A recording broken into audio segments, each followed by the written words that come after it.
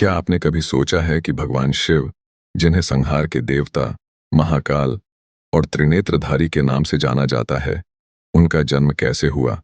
क्या वाकई शिव का कोई जन्म हुआ था? अगर हाँ, तो उनके असली माता पिता कौन हैं? या फिर शिव स्वयंभू हैं, यानी खुद से प्रकट हुए? आज हम इसी रहस्य से पर्दा उठाने जा रहे हैं और आपको बताने जा रहे हैं वो बातें जो शायद आपने कभी नहीं सुनी होंगी। इस वीडियो को अंत तक जरूर देखिए, क्योंकि इसमें छुपा है वो सच जो सदियों से विवादों में घिरा रहा है। और हाँ, अगर आप शिव के सच्चे भक्त हैं तो इस वीडियो को लाइक और शेयर जरूर करें, ताकि ये रहस्य हर शिव भक्त तक पहुंचे। भगवान शिव का जन्म, ये विषय हमेशा से ही रहस्य और विवादों से भरा रहा है। कुछ लोग मानते हैं कि शिव का कोई जन्म नहीं हुआ, वे अनादि अनंत और अजन्मा हैं। वहीं कुछ पुराणों और ग्रंथों में उनके जन्म की कथाएं भी मिलती हैं। आखिर सच क्या है? क्या शिव के माता पिता थे, या वे सृष्टि के आरंभ से ही मौजूद हैं? चलिए सबसे पहले जानते हैं कि वेद, पुराण और उपनिषद इस बारे में क्या कहते हैं। वेदों में शिव को रुद्र के नाम से जाना गया है। ऋग्वेद में रुद्र का उल्लेख मिलता है, लेकिन वहां कहीं भी उनके जन्म या माता पिता का जिक्र नहीं है। वेदों के अनुसार रुद्र यानी शिव सृष्टि के आदि में ही प्रकट हो गए थे। वे स्वयंभू हैं, यानी खुद से उत्पन्न हुए। लेकिन जैसे जैसे समय बीता, पुराणों में शिव के जन्म की अलग अलग कहानियां सामने आईं, और यहीं से शुरू होती है असली कंट्रोवर्सी। शिव पुराण के अनुसार भगवान शिव का कोई जन्म नहीं हुआ, वे स्वयंभू हैं, यानी खुद से प्रकट हुए। लेकिन ब्रह्मवैवर्त पुराण, पद्म पुराण और लिंग पुराण में शिव के जन्म की अलग अलग कथाएं मिलती हैं। ब्रह्मवैवर्त पुराण के अनुसार भगवान विष्णु और माता लक्ष्मी के पुत्र के रूप में शिव का जन्म हुआ था। वहीं कुछ अन्य ग्रंथों में शिव को ब्रह्मा और विष्णु के तेज से उत्पन्न बताया गया है। अब सवाल उठता है कि अगर शिव के माता पिता विष्णु और लक्ष्मी हैं, तो फिर वे स्वयंभू कैसे हुए? और अगर वे स्वयंभू हैं, तो फिर उनके माता पिता कौन हैं? यही है असली विवाद। एक और कथा के अनुसार जब ब्रह्मा और विष्णु में श्रेष्ठता को लेकर विवाद हुआ, तब एक विशाल अग्नि स्तंभ प्रकट हुआ। ब्रह्मा और विष्णु उस स्तंभ का आदि और अंत खोजने लगे, लेकिन वे असफल रहे। तभी उस अग्नि स्तंभ से भगवान शिव प्रकट हुए। इस कथा के अनुसार शिव का कोई जन्म नहीं हुआ, वे सृष्टि के आरंभ से ही मौजूद हैं। लेकिन कुछ लोग मानते हैं कि अग्नि स्तंभ से प्रकट होना भी एक तरह का जन्म ही है। तो क्या शिव का जन्म अग्नि से हुआ? क्या अग्नि उनकी माता है, या फिर यह सिर्फ एक प्रतीकात्मक कथा है? अब बात करते हैं एक और विवादित कथा की, जो दक्षिण भारत के शैव ग्रंथों में मिलती है। इन ग्रंथों के अनुसार शिव का जन्म हिमालय पर्वत की एक गुफा में हुआ था, जहां माता पार्वती ने उन्हें जन्म दिया। लेकिन ये कथा उत्तर भारत के ग्रंथों में नहीं मिलती। इससे ये सवाल उठता है कि क्या शिव के जन्म की कथाएं क्षेत्रीय मान्यताओं पर आधारित हैं? क्या अलग अलग क्षेत्रों में शिव के जन्म को लेकर अलग अलग कहानियां गढ़ी गईं? और अगर हां, तो असली सच क्या है? कुछ तांत्रिक ग्रंथों में तो शिव को अर्धनारीश्वर के रूप में दिखाया गया है, यानी वे आधे पुरुष और आधी स्त्री हैं।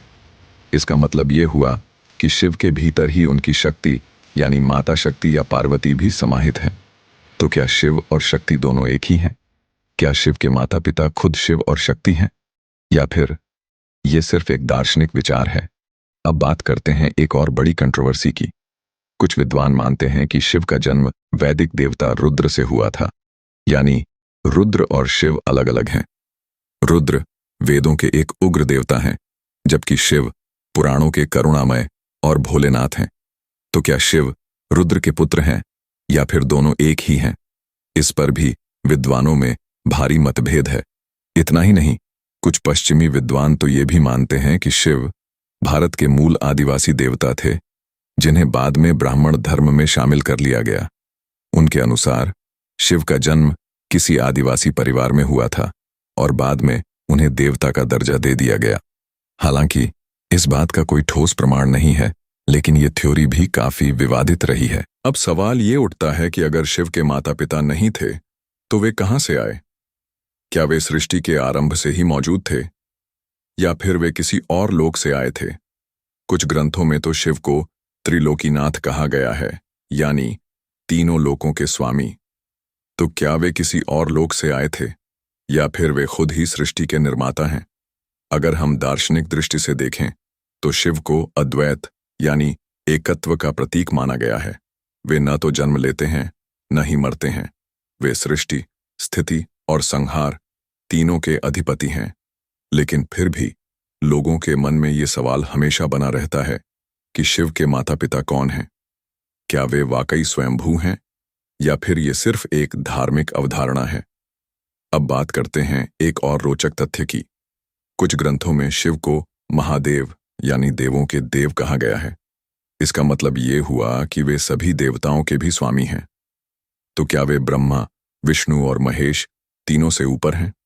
अगर हाँ, तो फिर उनके माता पिता कैसे हो सकते हैं?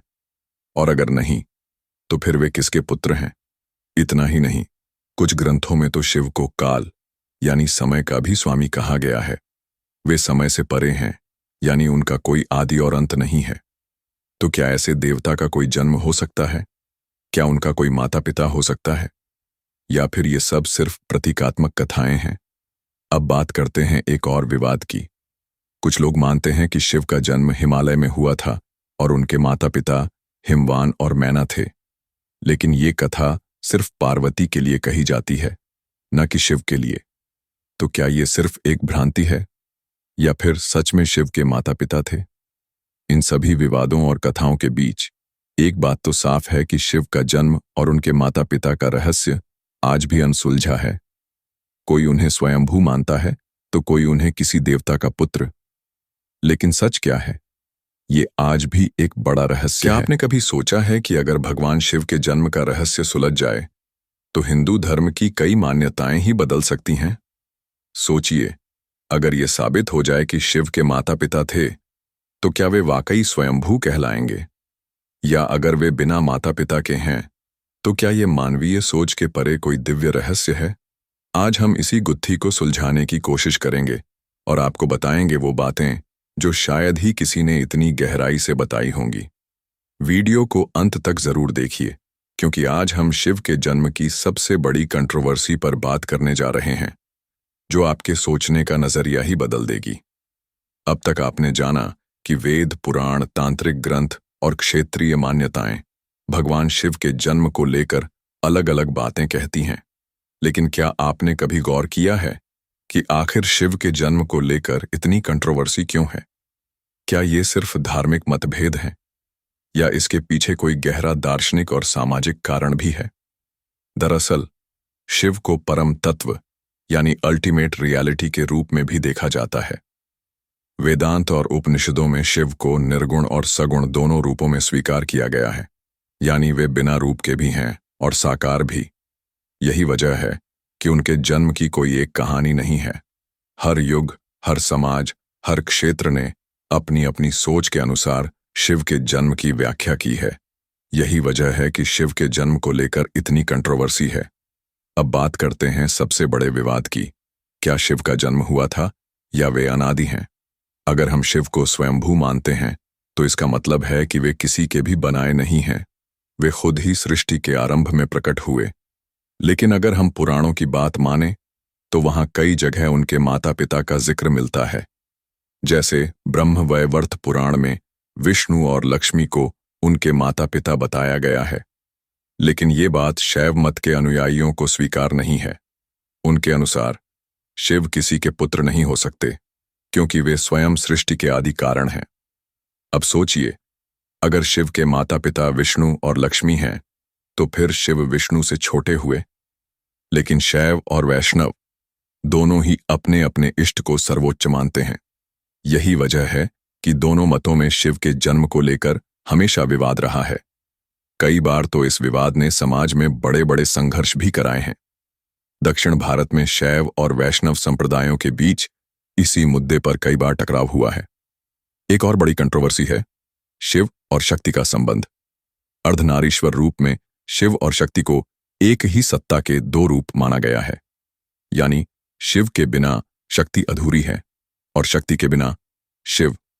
कुछ तांत्रिक ग्रंथों में तो यहां तक कहा गया है कि शिव और शक्ति ने खुद को दो भागों में बांटकर सृष्टि की रचना की, यानी शिव के माता पिता खुद शिव और शक्ति ही हैं। ये बात सुनने में अजीब लग सकती है, लेकिन दार्शनिक दृष्टि से देखें तो ये अद्वैत यानी एकत्व का ही प्रतीक है। यही वजह है कि शिव के जन्म को लेकर कोई एक मत नहीं बन पाया।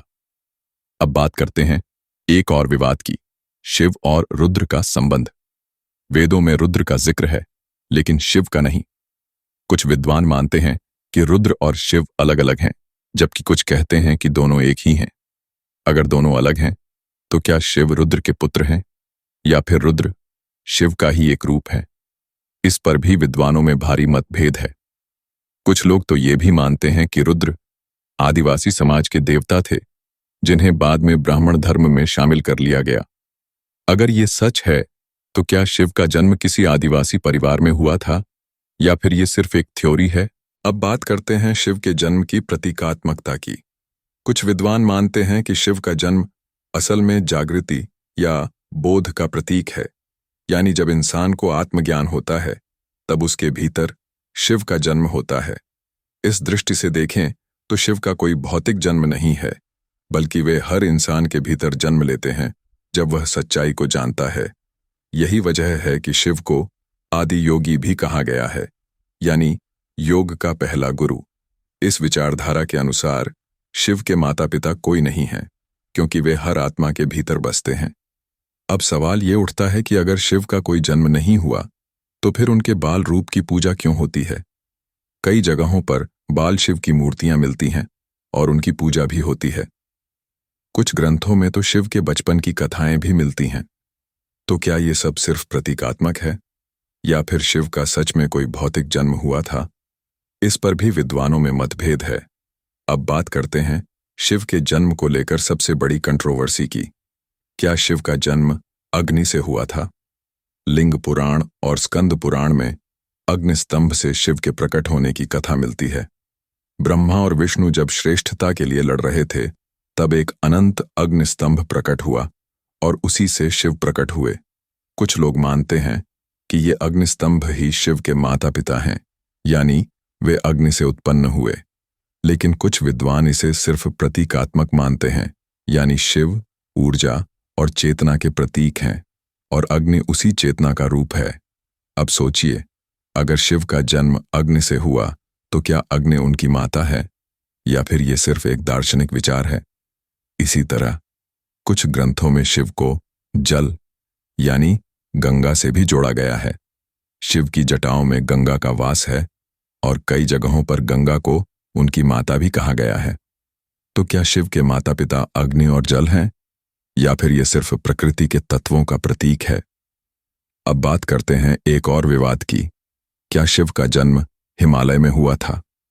कुछ लोक कथाओं में कहा गया है कि शिव का जन्म हिमालय की गुफा में हुआ था और उनके माता पिता हिमवान और मैना थे।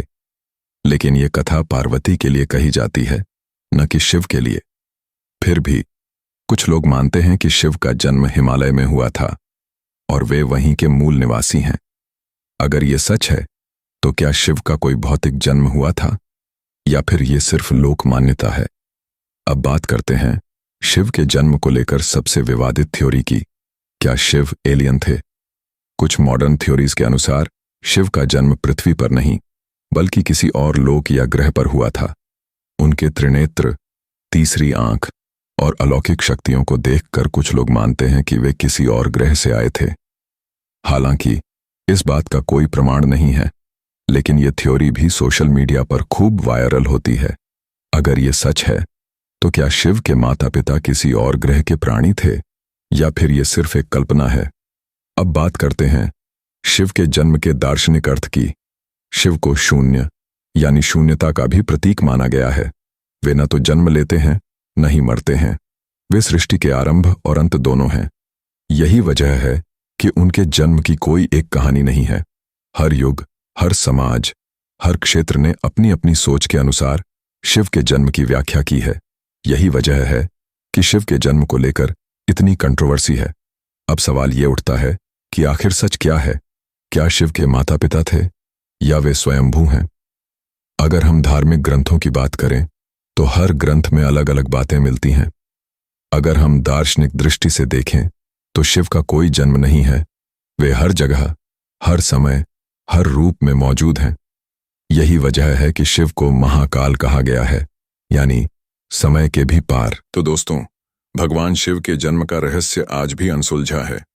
कोई उन्हें स्वयंभू मानता है, कोई उन्हें किसी देवता का पुत्र, कोई उन्हें अग्नि से उत्पन्न मानता है, तो कोई उन्हें आदिवासी समाज का देवता। लेकिन एक बात तो तय है, शिव सिर्फ एक देवता नहीं, बल्कि एक रहस्य है, एक चेतना है, एक अनुभव है। अब आपकी बारी है। आपके अनुसार भगवान शिव के असली माता पिता कौन हैं? क्या आप मानते हैं कि वे स्वयंभू हैं या फिर किसी के पुत्र? अपने विचार कमेंट में जरूर लिखें। अगर आपको ये वीडियो पसंद आया हो तो लाइक और शेयर जरूर करें, ताकि ये रहस्य हर शिव भक्त तक पहुंचे। और हाँ, चैनल को सब्सक्राइब करना न भूलें, क्योंकि हम आगे भी ऐसे ही रहस्यमय और विवादित विषयों पर वीडियो लाते रहेंगे। हर हर महादेव, जय शिव शंकर। मिलते हैं अगले वीडियो में। तब तक के लिए ओम नमः शिवाय।